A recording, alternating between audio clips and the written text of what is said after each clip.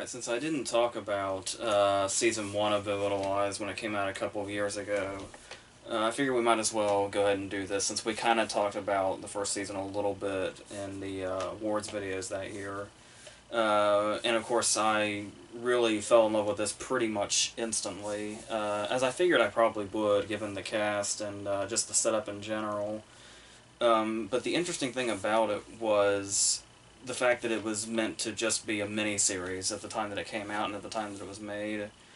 And it's based on that novel, of which I am not aware of the contents of at all, so I'm assuming the novel is just this, which would mean Kelly's pretty much doing whatever the hell he wants with Season 2. I don't know any of that for a fact, but that's just my assumption. And the thing about this also is that when this one ended, I still kind of had it in my mind. Like, I saw it early enough that Season 2 hadn't been announced yet, I don't think, after I saw it. So, needless to say, as much as I did like it, it did feel... The interesting thing is that it did leave a lot of questions that this first episode of Season 2 does answer. Or at least, expand upon in the ways that we would want to see, enough to set up the story for another season. But at the same time, they left a lot of stuff open, but it still felt sort of complete, like sort of the way, a cliffhanger ending to a movie that is not getting a sequel would. Sort of leaving it with, like, ambiguity or something like that. So I was a little unsure about there being a second season and if it was going to be totally necessary and if I wanted the answers to those questions that the first one left with. But yeah, this first episode does give me hope for the second season. It is worth noting that we're probably going to talk about, like, most of the episode, particularly, the later parts of it, so I guess technically you could say all of this is going to be spoilery, whether it be for the first season or this episode, and so on. So, I guess you can keep that in mind also. So, the main thing, though, that I was concerned about going into a second season was the layout of Season 1, where it's like a mystery, where we set up through the whole show that somebody is dead and somebody probably killed them, and the mystery of the show is who both of those people are. And so, like, every scene feels like it's giving... You can, take it one way or the other. You can, like, look directly at Perry and say, well, he's definitely probably the dead one, and I think most people assume that Celeste would be the one to kill him. And then you can stick with that and see how it unravels anyway. Or, if you kind of think, well, maybe that's a little too obvious, you spend the entire first season of this show thinking every single scene could be the setup to what happens, especially with that line in the first episode after Madeline trips and somebody that's being interrogated says, if she hadn't have tripped, nobody probably would have died. And it's that line that kind of plants the seed, and so you're looking at every single little thing. I think something that I kind of kept looking at the first time I watched it was the thing that kept going on between Ed and Nathan back and forth, and how that felt like something that was on the verge of boiling over into something more than just, the verbal back and forth they've been doing. But no, they do the clever thing where it's the person that you thought would die does, it's just not who you thought it was that's responsible for it. So, going into all that, into Season 2, they, like I was saying, they do go into the stuff that they kind of left open, the stuff that you would want to know when that last episode of the first season ends.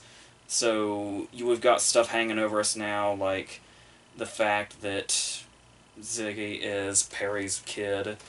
You've got the aftermath with Bonnie and how she's going to kind of take what she did and how she's going to react to it out of the heat of the moment. Because once we get the information, because obviously the way the first season ends is that we do see a little early, like before we see the actual events of what happened, we do learn just before that it is Perry that's the dead one. but they kind of make us wait until the very last few seconds of the episode to show us what happened, and then it's just done. And we see the detective still watching them, and that's all left us with. So there's a lot of stuff that we could be asking. And I think how Bonnie was going to take that, because the only real shot we get of her after we know is just gazing out into the ocean. So we have nothing to really go on with that. Whether she's satisfied with herself, whether she's haunted by it, or whatever. And obviously this episode is showing us that she's extremely haunted by it and getting more and more distant from everybody.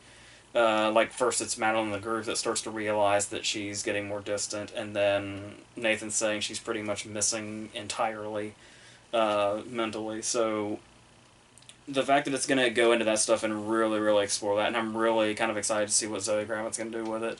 Because she's clearly talented enough up to this point to create this as much as she has already. But of course, the big talking point going into season 2 was one particular cast member that had been added. Of course, that is Streep. And I knew that Streep was going to be in it, and they kept building that up and building that up. But I wasn't entirely sure who it was that she was playing, because I try to avoid all the promotional stuff. I think it's a very, very, very interesting decision that she's Perry's mother, of all people. She could have been any one of these people's mothers, and it would have been somewhat interesting, but I think the fact that she's Perry's mother is probably the most interesting thing she could be doing here, especially with the first scene she gets with Reese Witherspoon, when she has that way about her where she's very straightforward, and we're not quite sure how to gauge her at first. The way she's like, she apparently sees Madeline for exactly what she is. She immediately sees through her, and I'm not quite sure. I can't remember if they said it or not, but the fact that Madeline knows her by sight immediately makes me wonder exactly how familiar they are with each other already.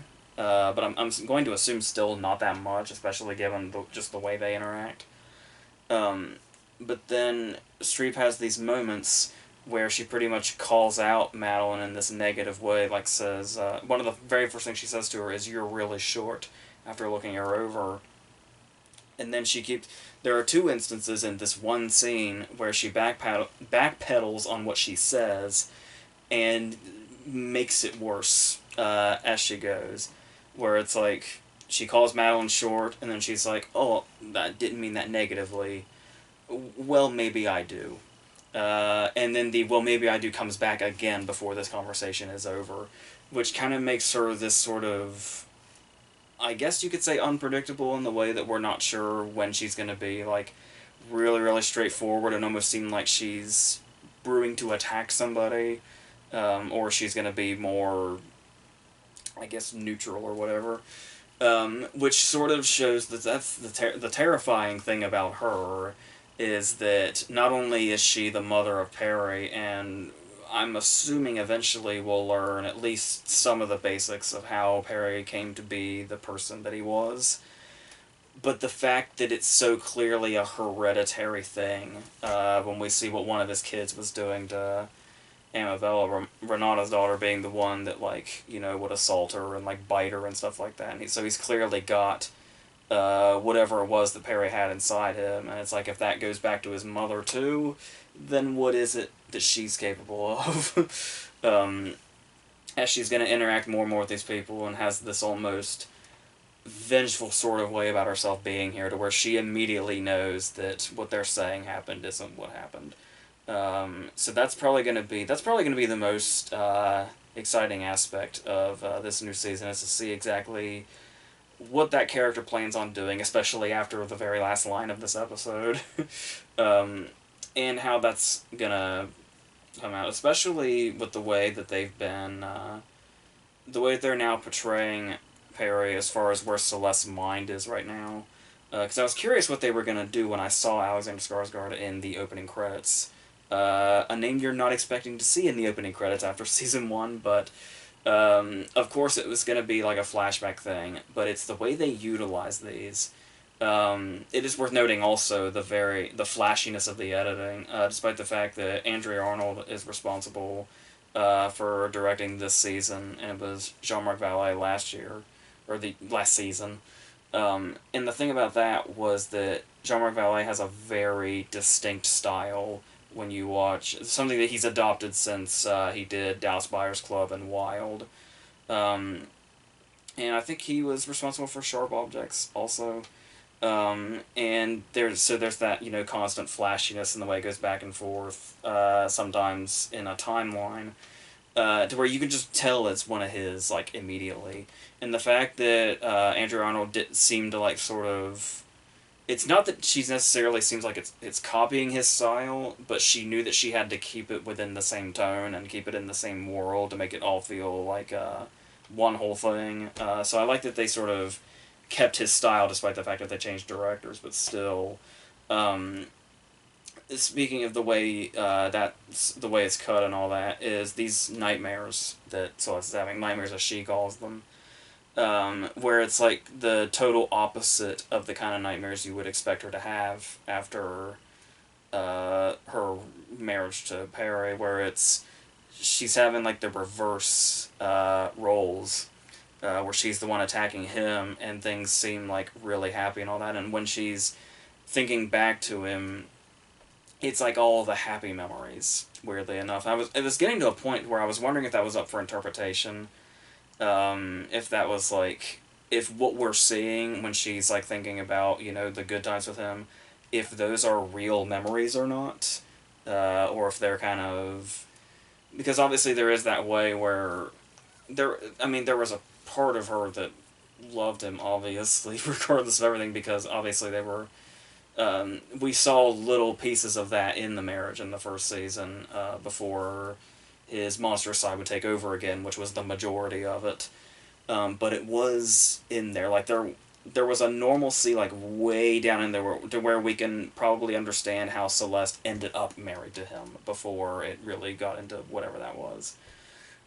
So it could be that that's like she's so as far as that goes, the way you kind of I don't know how to say this sensitively, but it's like we tend to put the dead on a pedestal regardless. Where it's like if you go to a funeral for somebody that was a piece of shit for the most part, there's a good chance people will be building up the good aspects of them, or maybe possibly conjuring good aspects that weren't quite there, but they amplify a little bit just for the sake of the setting. It could be her amplifying semi good things from their past. But regardless, I do think it's really interesting that that's the direction they're taking, to where it's almost like that. I can't tell if it's guilt. I'm sure guilt's in there in one form or another, especially with the whole sort of blaming herself aspect that she's still stuck on, even now that she's out of the marriage in the most drastic way possible. Um, but still, that's the way, because Celeste was already one of, if not the most complex character in the first season, and the fact that they're going like way above and beyond to expand on that even more with this kind of stuff is going to be really interesting to watch. Also, especially the scenes between her and Streep by themselves is going to be there's gonna be great stuff in there. Like there's no doubt in my mind that those will probably be the best scenes of this season by far. Which is saying something because the other characters are still right here. Also, I'm still always gonna. I love what Witherspoon's done with Madeline in the first season, and now that's carrying over in this one. I do really love that character, even though it is. That's kind of the beauty of it. Is it's the character where it's like, in a sense, we know her, even if she might be a bit of an in some ways, an exaggerated version of that type of person in real life, because there is obviously a bit of satire going on here. Um, but still, the fact that if we knew Madeline in real life, we will probably not be able to stand her. But Witherspoon just makes her so entertaining in that aspect, and also those moments where we really saw. There's many cases where we see a really, really human side to her also, so there's all those dimensions to that going on also. And then Jane is in an interesting place right now, because obviously the thing that was haunting her the most in the first season was Perry, it turns out. and the whole thing was, I've got to kill the guy that raped me, even if he gave me Ziggy out of it. Still, I'm not going to be able to rest until I have killed that dude. And now that dude is dead, whether she did it or not, or how much she partook in it or not. And that seems to have had, as morbid as it is, some sort of positive effect on her, because she definitely seems more content, I guess. There are two particular scenes in this episode where we see her singing and dancing. The first one being with Ziggy, with Bad Reputation, which is a interestingly fitting song for both of them. And then the scene where she's dancing on the beach and she's potentially, I guess they're setting up a particular love interest with that one dude that she works with, which is interesting because there doesn't seem to be much hesitation there. It seems like they're pretty much setting up a love story. But I almost feel like I feel PTSD for her. Because as soon as I saw the two of them look at each other while she was at work, and you could see, like, oh, well, she'll probably get a love story out of this. My very first thought, I guess because so far we've known that as far as the guys in Jane's life go, she hasn't had particular luck, and it's actually been pretty traumatizing. My very first thought was, do I trust this guy or not? just based solely on the fact of the luck that Jane's had in the past. Just sort of immediately makes me suspicious of this guy, and how if it's just going to go downhill for her even more, because she almost seems, she's suspiciously happy right now, to the point that it almost feels like it's building up for it to, it's unfortunately Jane's life is tragic enough that I just feel like it can't stay that way, and so something is going to go wrong, and that dude would probably be the first place that comes to mind. But we still got a whole thing to go, because we kind of thought we had Jane figured out a little bit in maybe the first couple of episodes of season 1, and then there were so many other things in that deck of cards that had to be unveiled, so yeah, we'll see where that goes. Oh yeah, I wrote down here another thing that I skipped over when I was talking about the flashes of how Celeste sees Perry now kind of in her mind and her nightmares, and that Jean-Marc Vallée style of the way it cuts. That particular cut also, where Nathan and Madeline are kind of confronting each other, and she like hits him, and he says, you hit me, and she says, well, you deserved it, and it immediately cuts to a Celeste Perry scene, like a flash of something. And it's also kind of that whole reverse thing of the woman hitting the dude, and how it's like that's how Celeste is kind of seeing their relationship in her mind now. I thought was a really kind of interesting transition there. So yeah, well, no, I guess there was the moment where I say Jane is suspiciously content. I guess there still is, like, obviously Perry's going to be haunting all of these people in one way or another, and with Jane we do get the scene where she's sketching the octopus that she was talking about, with his face in the center of it, so yeah, he's still lurking there for everybody. And we'll see. But obviously, the two he's going to be haunting the most, that it'll be the most interesting to see unfold, are Celeste, obviously, and Bonnie. So yeah, this planted so many seeds that I'm really interested to see what exactly they grow into. Even just little things here and there, like Renata. We've seen Renata a few times now. For the most part, she hasn't changed, obviously. But we did get that one scene with Gordon, her husband, down there with his train set and his baseball bat, to kind of show that he does not seem to be in a really good place for one reason or another. I'm really curious to see what that little scene expands into also. Because he was kind of starting to build up to be an interesting character, because it seemed like he was just there in the background of the Renata scenes for a while, but then he kind of slowly came into it with the way he, like, tried to stand up for her against Jane and then all that, and so it's like he was slowly bringing his way into this, and I kind of, most of the time we saw him in the first season, even if he was just back there, it's like, I feel like this dude's got something going on. There's gonna be something involving him that kind of, branches off into something else, but I can't quite tell what that is. But I'm very interested to find out. So yeah, this episode really did everything in my opinion, I thought it needed to, which was address pretty much all the things that season one left open, especially since it was one of those cases where even though there were things left open in season one, we probably didn't need a second season. But like I said, they've now planted so many seeds in this episode. I really do want to see where exactly they plan on taking all this. So yeah, so this should be fun. I'm assuming I haven't heard otherwise if it's still going to be only 7 episodes, despite the fact that we're officially a series now instead of a miniseries, so I don't know. But regardless, I do plan on doing this regularly with every week, unlike when I got lost with the Twilight Zone reboot, which I will finish out video-wise. I've watched 2 of the 4 that have since aired and finished that out, so you'll be seeing that probably in the next day or so, on top of all that other stuff I mentioned. So yeah, so we'll do this from week to week and see where it goes, and then we'll go from there. So until all that, I think that's it for this.